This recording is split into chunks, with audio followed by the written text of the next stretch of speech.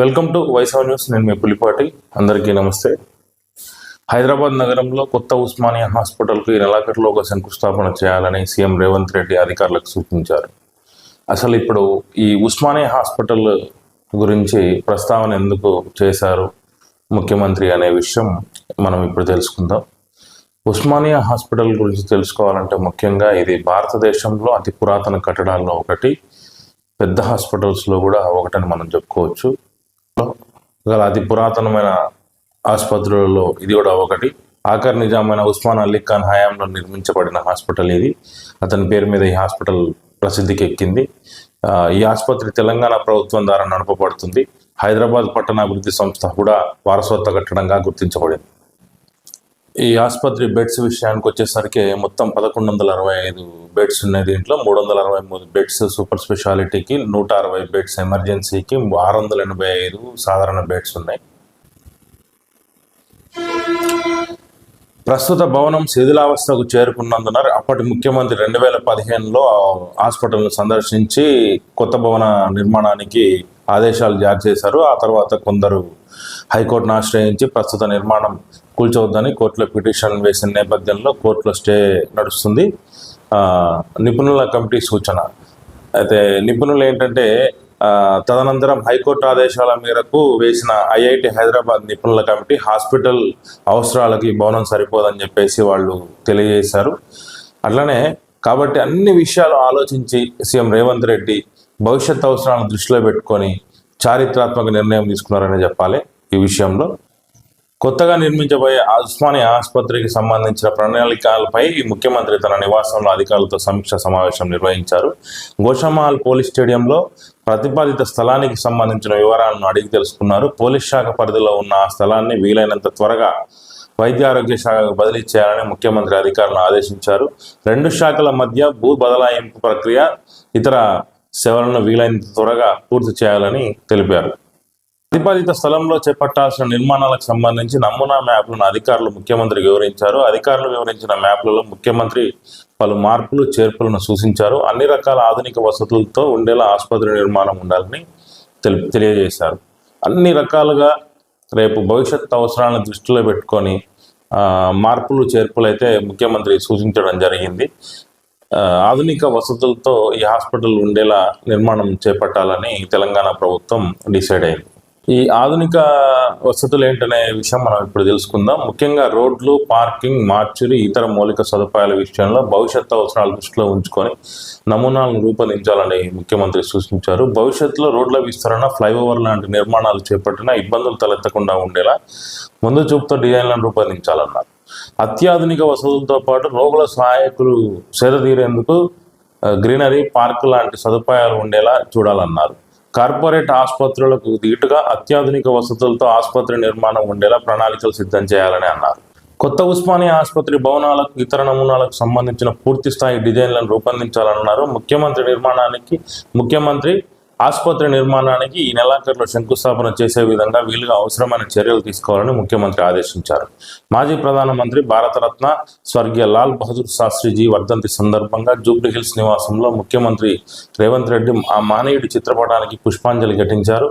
దివంగత ప్రధాని నివాళులు అర్పించిన వారిలో ఎమ్మెల్యే సుదర్శన్ రెడ్డి, ఇతర నేతలు ఉన్నారు. రాష్ట్రంలో మద్యం సరఫరా చేసేందుకు ముందుకొచ్చే కంపెనీలకు ఎంపిక చేసేందుకు పారదర్శక విధానం పాటించాలని ముఖ్యమంత్రి రేవంత్ రెడ్డి అధికారులను ఆదేశించారు. కొత్త కంపెనీల నుంచి దరఖాస్తులను తీసుకునేందుకు నోటిఫికేషన్ జారీ చేసి కనీసం 4 రోజుల వ్యవధిని వాళ్ళకి ఇవ్వాలని తెలియజేశారు. ఎక్సైజ్ శాఖకు సంబంధించి ముఖ్యమంత్రి, ఉప ముఖ్యమంత్రి మల్లు భట్టి విక్రమార్క, ఆ శాఖ మంత్రి జూపల్లి కృష్ణారావుతో కలిసి సమీక్షించారు. ఎక్సైజ్ శాఖకు సంబంధించిన ముఖ్యమంత్రి, ఉప ముఖ్యమంత్రి మల్లు భట్టి విక్రమార్క, ఆ శాఖ మంత్రి జూపల్లి కృష్ణారావుతో కలిసి సమీక్షించారు. ఇప్పటికీ తెలంగాణ బ్రెవరీస్ కార్పొరేషన్కు సరఫరా చేస్తున్న కంపెనీలు కొత్త బ్రాండ్లు సరఫరా చేసేందుకు సులభతర వాణిజ్య విధానం అవలంబించాలని ఈ సందర్భంగా సీఎం సూచించారు. ఆయా కంపెనీలు తమ బ్రాండ్ పేర్లతో దరఖాస్తు చేసుకోవాలని, కంపెనీల నాణ్యత ప్రమాణాల, సరఫరా సామర్థ్యం సరళిని పారదర్శకంగా ఎంపిక ప్రక్రియ జరగాలని చెప్పారు. ఇటీవల యునైటెడ్ బ్రెవరీస్ కంపెనీ ఈ బీర్ల రేట్లను 33.1% పెంచాలని ఒత్తిడి చేసిన విషయాన్ని అధికారులు ముఖ్యమంత్రి దృష్టికి తీసుకువచ్చారు. కంపెనీల ఒత్తిడి తలగ్గేది లేదని, పొరుగున ఉన్న ఏపీ, మహారాష్ట్రలో పాటు ఇతర రాష్ట్రాల్లో ఉన్న బీర్ల ధరలను పరిశీలించాలని ముఖ్యమంత్రి సూచించారు.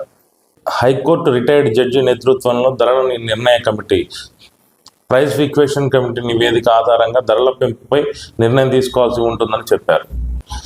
ఏడాదిగా ఎక్సైజ్ శాఖ ఎప్పటికప్పుడు బిల్లులు చెల్లిస్తుండగా గత ప్రభుత్వం పెట్టిన బకాయిలను క్రమంగా క్లియర్ చేయాలని ముఖ్యమంత్రి ఆర్థిక శాఖ అధికారులను ఆదేశించారు. ఈ సమావేశంలో ప్రభుత్వ ప్రధాన కార్యదర్శి శాంతికుమారితో పాటు ఆయా శాఖల ఉన్నతాధికారులు పాల్గొన్నారు. గ్రేటర్ హైదరాబాద్లో నగరంలో అండర్ గ్రౌండ్ విద్యుత్ కేబుల్ వ్యవస్థ ఏర్పాటుపై అధ్యయనం చేయాలని ముఖ్యమంత్రి రేవంత్ రెడ్డి అధికారులను సూచించారు. ఇందుకు సంబంధించిన వివిధ దేశాలు అనుసరిస్తున్న ఉత్తమ విధానాలను పరిశీలించి నివేదిక అందించాలని తెలియజేశారు. హైదరాబాద్ రింగ్ రోడ్డు లోపల పూర్తిగా అండర్ గ్రౌండ్ కేబుల్ విధానాన్ని తీసుకురావడానికి చర్యలు చేపట్టాల అవసరం ఎంతైనా ఉందని తెలియజేశారు. విద్యుత్ కేబుల్స్తో పాటు ఇతరత్ర వివిధ రకాల కేబుల్స్ కూడా అండర్ గ్రౌండ్లోనే ఉండేలా వివిధ ప్రత్యామ్నాయాలు పరిశీలించాలని తెలియజేశారు.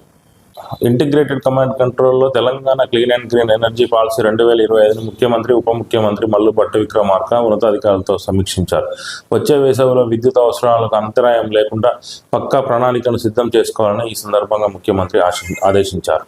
రాష్ట్రంలో గత ఏడాది మార్చిలో పీక్ డిమాండ్ 15,623 మెగావాట్లకు చేరిందని, ఈసారి 16,877 మెగావాట్లకు చేరుతుందని అంచనా వేసినట్లు అధికారులు వివరించగా, గరిష్ట విద్యుత్ డిమాండ్ అంచనాకు అనుగుణంగా ప్రణాళిక సిద్ధం చేసుకోవాలని చెప్పారు.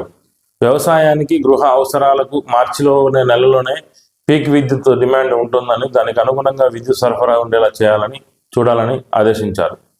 ఆదివాసీ గూడెలలో గృహాలకు సోలార్ విద్యుత్, సోలార్ పంపు సెట్లను ఉచితంగా అందించేందుకు చర్యలు చేపట్టాలని ముఖ్యమంత్రి అధికారులను సూచించారు. అటవీ శాఖ, గిరిజన సంక్షేమ శాఖతో పాటు సంబంధిత శాఖలతో సమన్వయంపై వీలైనంత త్వరగా పూర్తిస్థాయి నివేదికలను రూపొందించాలన్నారు. ప్రభుత్వ కార్యాలయాలు, పాఠశాలలు, ప్రభుత్వ భవనాలపై సౌర విద్యుత్ ప్లాంట్ల ఏర్పాటుకు వెంటనే ఏర్పాటు చేయాలని ఆదేశించారు. ప్లాంట్ల ఏర్పాటుకు ఆసక్తి చూపే కంపెనీలను ఆహ్వానిస్తే ఏ నివాసంలో, ఏ విధానంలో వారికి పనులు అప్పగించాలనే ప్రణాళికలు తయారు చేయాలని చెప్పారు. ఈ సమావేశంలో మంత్రి జూపల్లి కృష్ణారావు, ప్రభుత్వ సలహాదారు శ్రీనివాసరాజు, రాష్ట్ర ప్రభుత్వ ప్రధాన కార్యదర్శి శాంతికుమార్తో పాటు ఆర్థిక, విద్యుత్, ఇంధన శాఖల ఉన్నతాధికారులు పాల్గొన్నారు. 2023-24 ఆర్థిక సంవత్సరానికి గాను రాష్ట్ర ప్రభుత్వానికి సింగరేణి కాలరీస్ సంస్థ 88.55 కోట్ల డివిడెండ్ను చెల్లించింది. ముఖ్యమంత్రి, ఉప ముఖ్యమంత్రి భట్టి విక్రమార్క మల్లుకి ఈ మేరకు డివిడెండ్ చెక్కును సింగరేణి సీఎం ఎన్ బలరాం అందజేశారు.